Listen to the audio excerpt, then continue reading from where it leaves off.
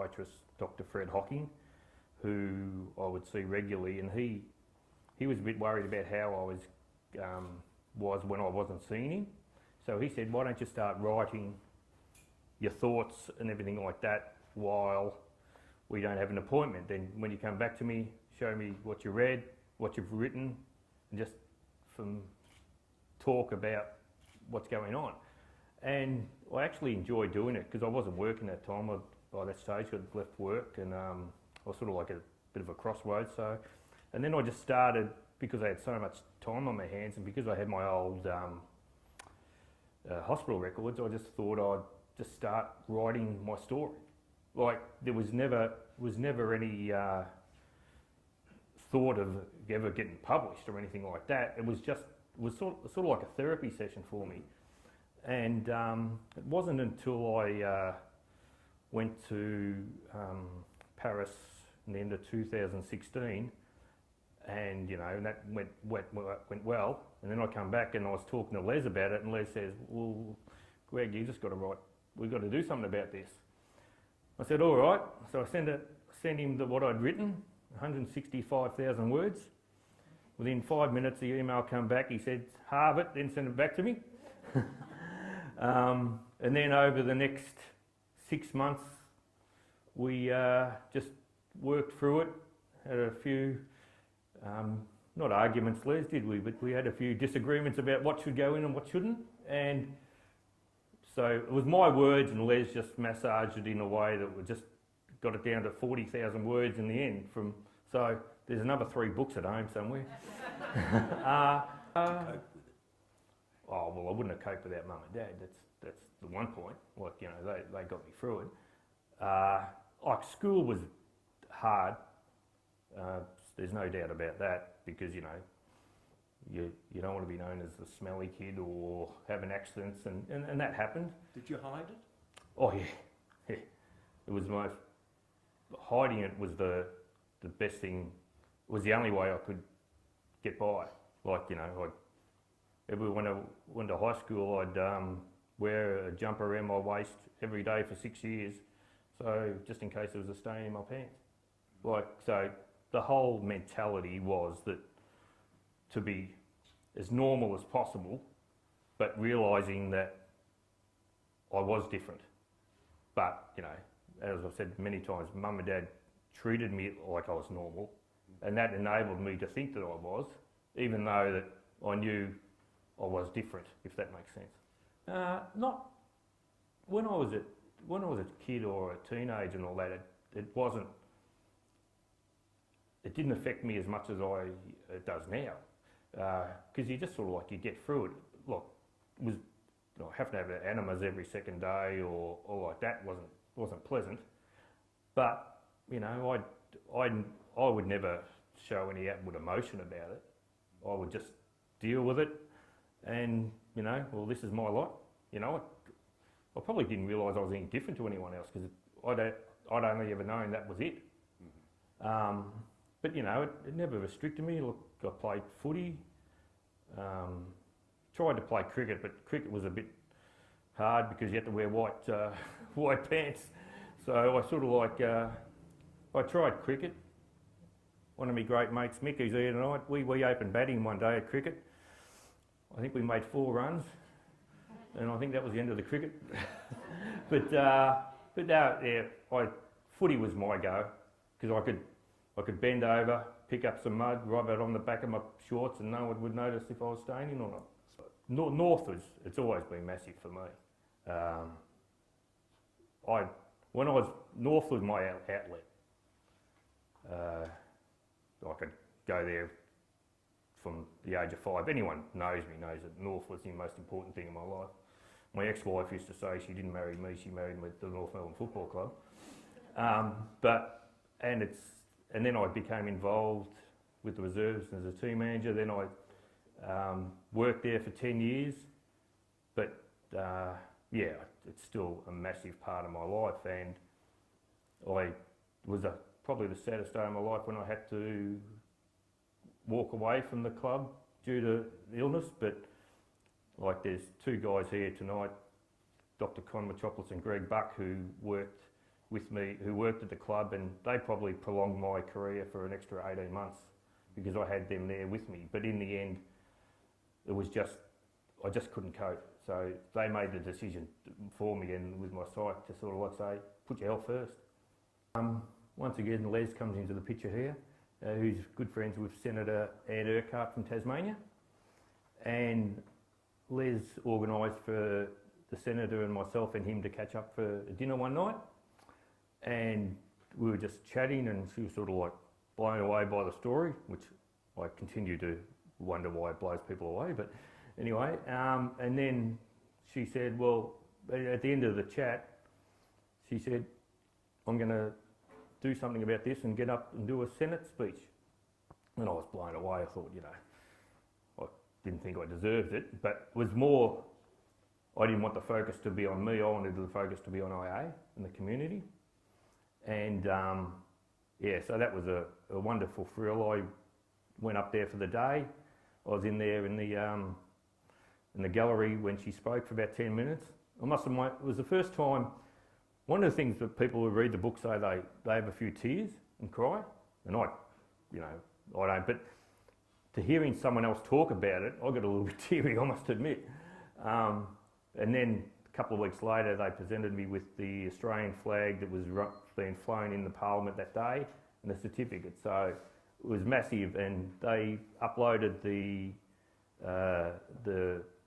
speech onto YouTube, and then we shared it on Facebook, and it's had like over 7,000, 8,000 views worldwide, and we've had, it's the first time ever IA has been spoken about in Parliament anywhere in the world. So like we had a few of the doctors from America and all that say, you know, this is a groundbreaking day and all that, which was great, but I must admit I sort of struggled a bit thinking that, hang on, the responsibility's all on my shoulders now. I went to the Pull Through Network in Orlando 2 years ago, and that was before the book came out. And then it was the first time I'd ever been to a conference where I'd actually felt like I was in my own kind. I shouldn't say my own kind, but I just felt comfortable in that environment.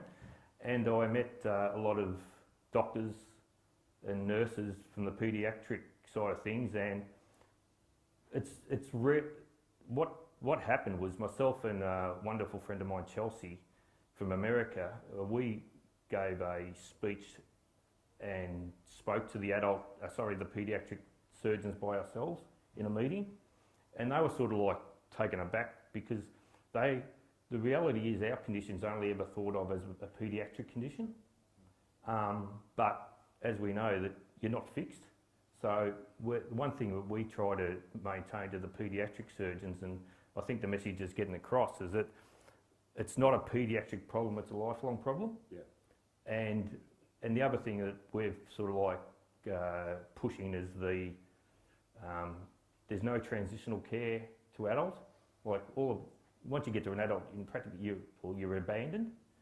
So we're trying to push that, and the effect of the emotional toll of going through as young, and then the effect it has on us as adults. Like I'm involved in an adult group, online group, and you know, we did a survey last year, and like 90% of us have suffered from mental health problems. So it's just that if we can educate the medical fraternity and, you know, and the parents and the families about the toll it can take emotionally, that's the best thing we can do. Actually, probably the hardest part has been people think that because I've written the book and I've outed myself as such, that, oh, well, it must make you feel better. But I still wake up every day not knowing if I'm going to have an accident or what sort of day it's going to have to plan my days or anything like that. So for me, it hasn't changed anything. Yeah. So it's more the perception that, oh, well, because you've opened up about it, everything's fine now. Whereas anyone who lives with it knows that's not the case. That's been for me, it's all about like, everybody knows what Crohn's disease, colitis, irritable bowel, everybody knows what that is, but no one talks about IA. It's like we're the black sheep of the family of the bowel diseases, you know, and we've had to deal with ours ever since we were born. So for me, for us to be, our community be recognised, and you know, and one of the great things tonight is that there's a few people here from the IA community, like there's a mother here, a grandmother here, another adult here. Like for that, you know, up until 12, 18 months ago, like no one would know we existed, you know, and it's just, if we can spread that word, and that's what we're doing with our website and our foundation. Being able to come to the same place, they're used to being able to know who to talk to. But if you take a girl with a complex anal rectal malformation... I must say the answer is no, and I think Greg alluded to the fact that we actually met at the football club, and I've got to know Greg through the North Melbourne Football Club as their club doctor. But this particular condition did not come across my desk at all until... My secret now, when I was a kid or not keeping it, I would absolutely 100% still keep it. That's just my opinion. Because of the, and even these days with the social media, and you know, if a kid has an accident at school, whether everybody would know all that. So, but that's only me. Look, I say to parents, it's really, it's not really the parent, it's the child's choice, I suppose. And that's what I say to them, like what Mum and Dad did with me. Treat them as normal as you can, but understand that their normal is going to be a little bit different to the next child, and that's the reality. That, you know, we look the same, but our organs are a bit different, and our bits and pieces are a little bit different, and that's where the most important thing for us, what Les and I have done, is we've created the foundation, and we're working at the moment on having the website up and running, where it's going to be, there's no one area or in the world that someone can just click on IA and get a adult's perspective, a family's perspective, a doctor's perspective, because it's all more clinical. So we're going to develop a website that's going to be all-encompassing, so it's like the one-stop shop. So when Sebastian talks to the parents when they find out the kid's been diagnosed, well, straight away they go to Google or whatever, do the Dr. Google, find out about IA, or go to a Facebook group. What we want to do is sort of like have, say, the doctors all over the world, they can then go to our website. And one of the best things about tonight is that Sebastian and I have spoken about it, and for our community, on the November the 24th and 25th this year, the foundation are going to host a conference at the Children's Hospital for all the families from Victoria or Australia-wide for 2 days, get them all in. So it's an all-encompassing, Sebastian will organise the medical side of it, Les and I, with the foundation and stuff, we're going to organise to have everybody come into the one position, probably for the first time in Australia that's ever happened. Yeah. So that's going to be terrific. Were you surprised with the great success of the book? Oh, yeah, I still am.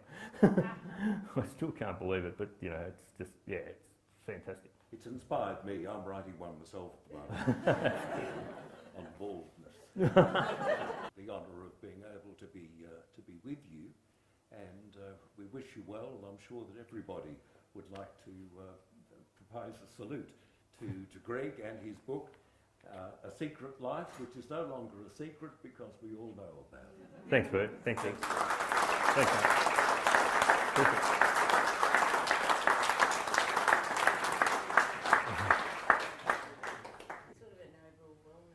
Trying to, yeah, definitely. Any other questions? I have